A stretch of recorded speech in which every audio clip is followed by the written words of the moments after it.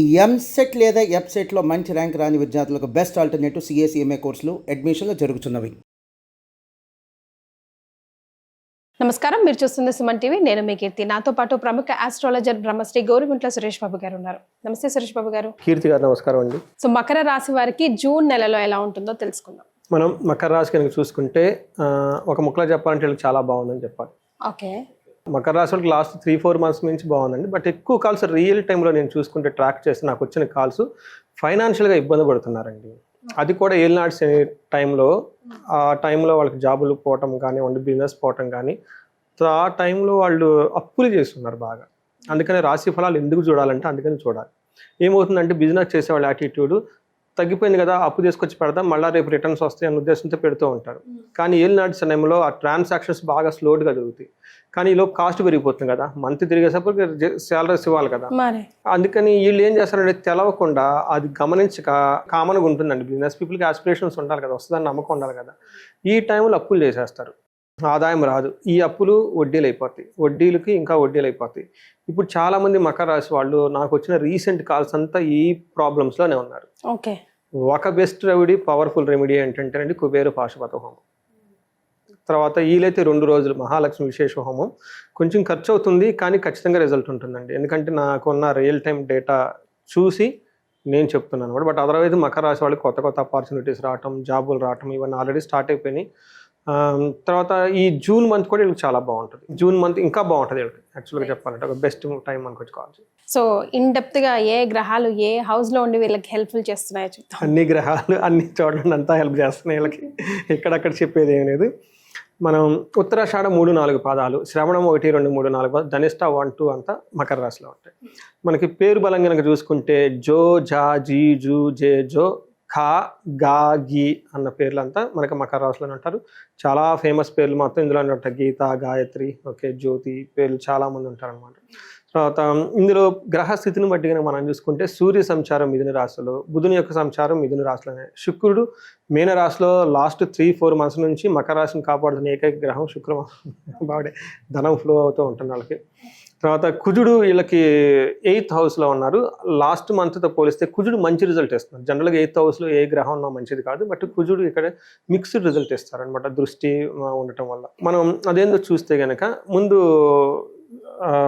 సూక్ష్మ గోచారం, లఘు గోచారం ప్రకారం చూస్తే శత్రునాశాంత మృతిం విజయం సుఖ సుహృతాభివృద్ధి అని చెప్తారంటే శత్రువులు వీళ్ళకి ఇప్పటిదాకా ఎవరన్నా ఉంటే వీళ్ళ దాటికి వాళ్ళు వెళ్ళిపోతారు. ఇంకా ఈ మంత్తో ఇలా జీవితంలో శత్రువులు ఉండరు, వెళ్ళిపోతారు.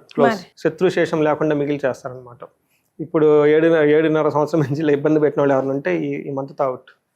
ఓకే, ఫైనల్గా ఇంకా అక్కడ నుంచి మళ్ళీ ఫ్రెష్ బ్యాటింగ్ స్టార్ట్ చేసుకోవటం. తర్వాత ఒక్కటి కుజుడు వీళ్ళకి 8th హౌస్లో ఉండి డేంజరస్ సిచ్యువేషన్స్ వచ్చే అవకాశం ఎక్కువగా ఉంటుంది, కేర్ఫుల్గా ఉండాలి. బుధుడు 6వ ఇంట్లో ఉండి విజయాన్ని, 4వ ఇంట్లో శుక్రుడు ఉండి సుఖాన్ని ఇస్తూ ఉంటాడు అనమాట. సో మనం గ్రహం వైపు కనుక చూసుకుంటే ఏమవుతుందంటే సూర్యుడు 6వ ఇంట్లో ఉండటం వల్ల చాలా చాలా చాలా మంచి పొజిషన్ ఇది. 6వ ఇంట్లో సూర్యుడు ఉంటే శత్రువుల్ని అప్పటిదాకా ఓకే గీక్ అన్న వాళ్ళకి అక్కడ నుంచి చంపదబ్బలు కొట్టేసి బయటకు పంపించే టైప్ ఉంటుంది. మైండ్ సెట్ చాలా అగ్రెసివ్గా వచ్చేస్తుంది వీళ్ళకి. సో 6వ ఇంట్లో సూర్యుడు ఉండటం వల్ల ఏమవుతుందంటే యత్న కార్యార్థ సాధనం, ఏదైనా కనుక పని చేస్తే ఖచ్చితంగా ఆ పనిలో రిజల్ట్ ఉంటుంది. దేహ ఆరోగ్యాది సంతోషం, దేహం కానీ ఆరోగ్యంగా సంతోషంగా ఉంటుంది. వస్త్రధాన్యాది లాభకృత్, మన ధనం ప్రకారంగా కానీ ధాన్యం ప్రకారం కానీ బాగుంటుంది. అంతేకాకుండా సౌఖ్యాధీన్, సౌఖ్యవంతంగా ఉంటారు అని చెప్తుంది అనమాట. అయితే 12వ ఇంట్లో దృష్టి ఉండటం వల్ల they may lose some pleasures and romance and all those things.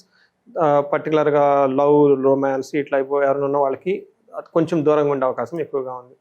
కుజుడు వీళ్ళకి 8th హౌస్లో ఉండటం వల్ల 50% మంచిగా ఉంటుంది, 50% ఇబ్బంది పెట్టే పరిస్థితిలో ఉంటుంది.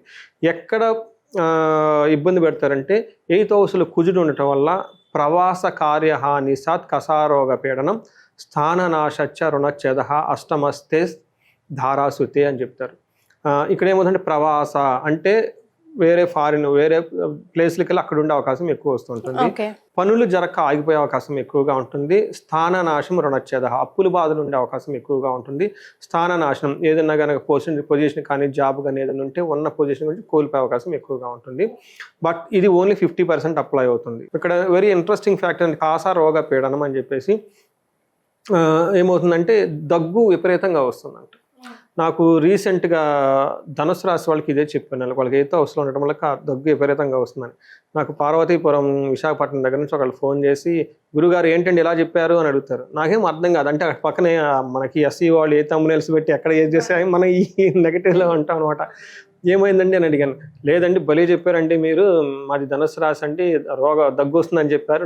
నాకు దగ్గు ఉంది, మా ఫ్రెండ్కి దగ్గు ఉంది, వాళ్ళకి దగ్గు ఉంది, మా మొత్తం ధనుసు రాశిలేనండి అని చెప్పారు. అందుకని చెప్పేసి ఈ మకర రాశి వాళ్ళకి ఇలా 2-3 చెప్పారండి. మీరు చెప్పింది కరెక్ట్ అండి, మాకు కరెక్ట్గా 45 days దగ్గు ఉందండి. ఎందుకంటే కుజుడు 45 days మారిపోతుంది అనమాట. బిగినింగ్ నుంచి ఎండ్ వరకు ఉంటుంది. ఈ మధ్యలో 1-2 సార్లు డాక్టర్ దగ్గరికి వెళ్ళామంటే అయినా పోలేదండి, గ్రహం పోయిందని చెప్పి.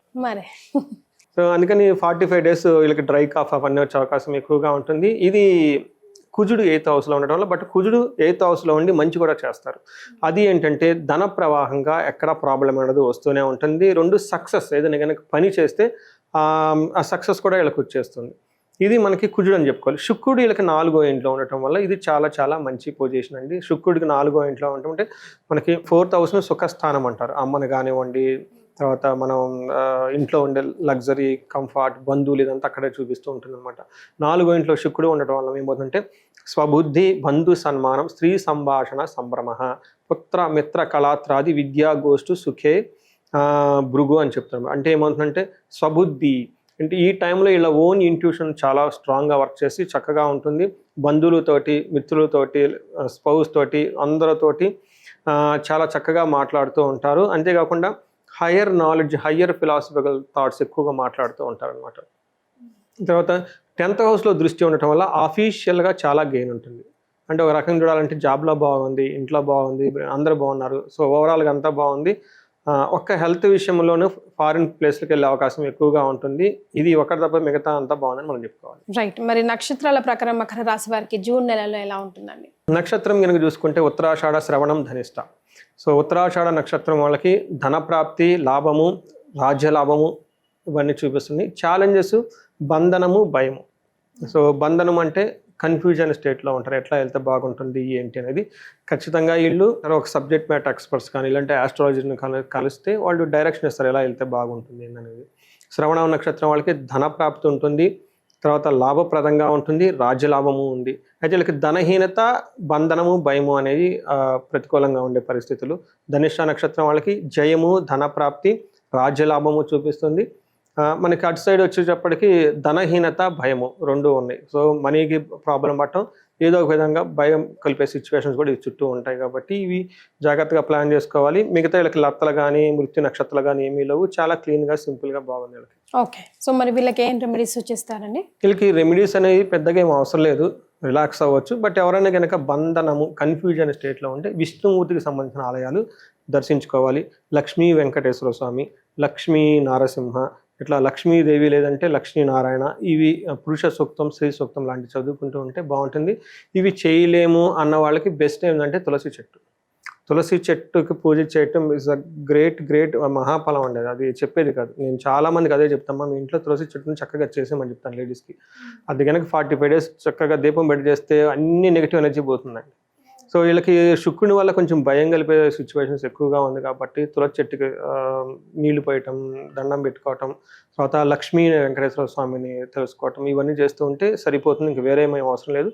బట్ ఇంకా ఎవరైనా కనుక ధనం వల్ల మనం ఇందాక బిగినింగ్లో చెప్పుకున్నట్టు ఇబ్బంది పడుతూ ఉంటే మిస్ కాకుండా ఖచ్చితంగా కుబేరు పాశుపతం చేయించుకోండి. ఎందుకంటే ఐ విల్ గివ్ రైట్, ఖచ్చితంగా ధన ప్రభావం పెరుగుతుందండి. చాలా మంది చేశారండి. నేను 10 మంది చేస్తే నాకు 3-4 వెంటనే మెసేజ్ పెట్టేస్తారు, ఏమండి ఇది బాగుందండి, ఇది బాగుందండి, ఇది బాగుందని. ఎవరో ఒకళ్ళు ఏంటోనండి మరి అనుకున్నంతగా లేదంటారు, అది కూడా ఓకే, యాక్సెప్టబుల్. బట్ చాలామంది నేను లాస్ట్ మంత్ కూడా ఒక 10 members దాకా చేశారు. అంతకుముందు మంత్ కూడా చేసిన వాళ్ళు, అంటే నేను నాకు కీపింగ్ ఆన్ ఫాలోఅప్ చేస్తూ ఉంటారు, మెసేజ్లు పెడుతూ ఉంటారు, ఇది జరిగిందండి అని చెప్పేసి. మనీ ఫ్లో అయితే ఖచ్చితంగా ఉంటుందండి. సో అన్ని విధాలుగా కలిసి వస్తుంది అంటారు? ఖచ్చితంగా కలిసి వస్తుంది. వాళ్ళకి కనకదార స్తోత్రం కానివ్వండి, అంటే బాగుందండి. అంటే ధన ప్రవాహం వచ్చేటప్పుడే మనం పట్టుకోవాలండి, రానప్పుడు ఎనివే ఆగాలి. వస్తుంది కాబట్టి ఈ టైంలో కూడా రాకపోతే సంథింగ్ పూజలు అవన్నీ ఇంకా చేసుకుంటే ఇంకొంచెం ఎక్కువ ఫ్లో వచ్చేస్తే అవకాశం ఎక్కువ ఉందండి. తర్వాత వీళ్ళకి బంధనము, భయము ఉంది కాబట్టి మనకి హైదరాబాద్ దగ్గరలో పెంజర్లు అని అనంత పద్మనాభ స్వామి స్వయంభూ దేవాలయం ఉంది. అక్కడ మహాలక్ష్మి అమ్మవారి సహిత స్వామివారు ఉన్నారు కాబట్టి దర్శనం చేసుకుంటే చాలా బాగుంటుంది వీళ్ళకి. చాలా సంతోషం అండి, ధన్యవాదాలు. ధన్యవాదాలండి.